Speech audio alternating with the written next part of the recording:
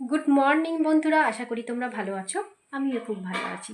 Simple lifestyle আরেকটা নতুন ব্লগে তোমাদের সবাইকে স্বাগত জানিয়ে আজকের ব্লগটা আমি স্টার্ট করছি।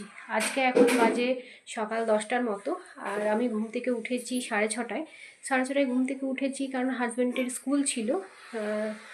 পরীক্ষা যদিও ওদের শেষ হয়ে গেছে, কিন্তু ওদেরকে এখন স্কুল তো যেতেই হবে, কারণ খাতা দেখার ব্যাপার আছে।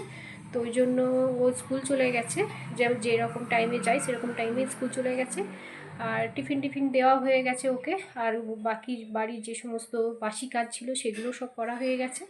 আর বাসি কাজ সেরে আমি চলে গেছিলাম একটু বাজারে গিয়ে একটু মাংস নিয়ে এলাম। মায়ের জন্যও নিয়ে এসেছি আর আমাদের জন্যও নিয়ে এসেছি, কারণ আমরা তো মাটন সেইভাবে খাই, কিন্তু অতটা খুব ভালো পছন্দ করি না, কিন্তু খাই। আর আমাদের জন্য চিকেন নিয়ে এসেছি আর মা বাবার জন্য মাটন নিয়ে এসেছি।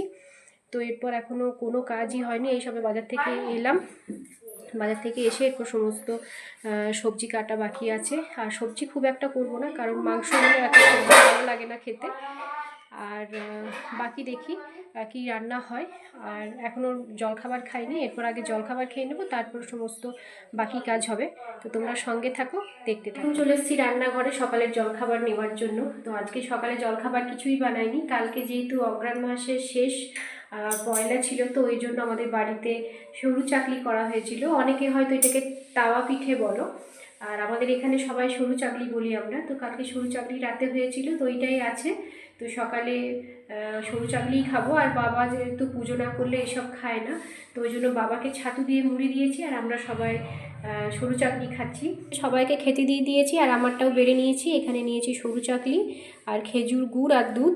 জলখাবার খাওয়া কমপ্লিট হয়ে গেছে, আর আমার সবজি কাটাও হয়ে গেছে। আর রান্না হচ্ছে আজকে দুপুরবেলা পেঁয়াজ আলু পোস্ত আর চিকেন আর মাটন। তো এদিকে মাও রান্নাটা বসিয়ে দিয়েছে, আর পোস্ত টোস্ত বাটাও হয়ে গেছে, পেঁয়াজ রসুনও কাটা হয়ে গেছে, সমস্ত কাজ কমপ্লিট হয়ে গেছে আমার দিয়েছে। এখন আমি যাচ্ছি চান করতে, কারণ চান করে এসে তারপর আমি চিকেনটা রান্না করব। তো মা যেহেতু রান্না করছে, তো শুধু শুধু দাঁড়িয়ে বসে থেকে লাভ নেই, তো এখন চানটা সেরে নিই। আর এদিকে মায়ের পেঁয়াজ আলু পোস্তটা পুরো কমপ্লিট। পোস্ত রান্নার পর মা এদিকে মাটনটাও বসিয়ে দিয়েছে। বন্ধুরা, আমার চান হয়ে গেছে, আর চান করে চলে এসেছি ছাদে, কারণ মায়ের এখনও রান্নাটা কমপ্লিট হয়নি। মায়ের রান্না কমপ্লিট হয়ে যাওয়ার পর আমি ঢুকবো রান্নাঘরে। তো ভাবলাম ছাদে কাপড়গুলো শুকিয়ে গেছে, তো কাপড়গুলো তুলে নিয়ে চলে আসি। তো তাই আমি কাপড়গুলো তুলতে এসেছি, আর কাপড়গুলো সবই শুকিয়ে গেছে।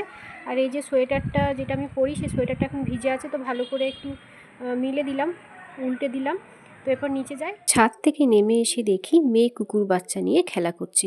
আর এই যে তোমরা এই কালো বাচ্চাটাকে দেখছো, এই কালো বাচ্চাটার নাম হচ্ছে খেজুর। আর এই যে সাদাতে লালে বাচ্চাটাকে দেখছো, এর নাম হচ্ছে কাজু। তো বন্ধুরা, আমি চলে এসেছি রান্নাঘরে, আর আমি চিকেন রান্নাটাও বসিয়ে দিয়েছি। তো এই যে এখানে পেঁয়াজটা ভাজা হতে দিয়েছি, আমার মশলাটা কষানো হয়ে গেছে, আর এরপর আমি চিকেনটাও দিয়ে দিলাম, একটু ভালো করে কষিয়ে নিই। তো আমার চিকেন রান্না কমপ্লিট, আর এখন প্রায় 1টা বাজে, 1টার একটু বেশিই বাজে। তো চলো এমনি আমরা সবাই মিলে এবার ভাত খেয়ে নিই, তারপর আবার বিকেলবেলা তোমাদের সঙ্গে দেখা হচ্ছে।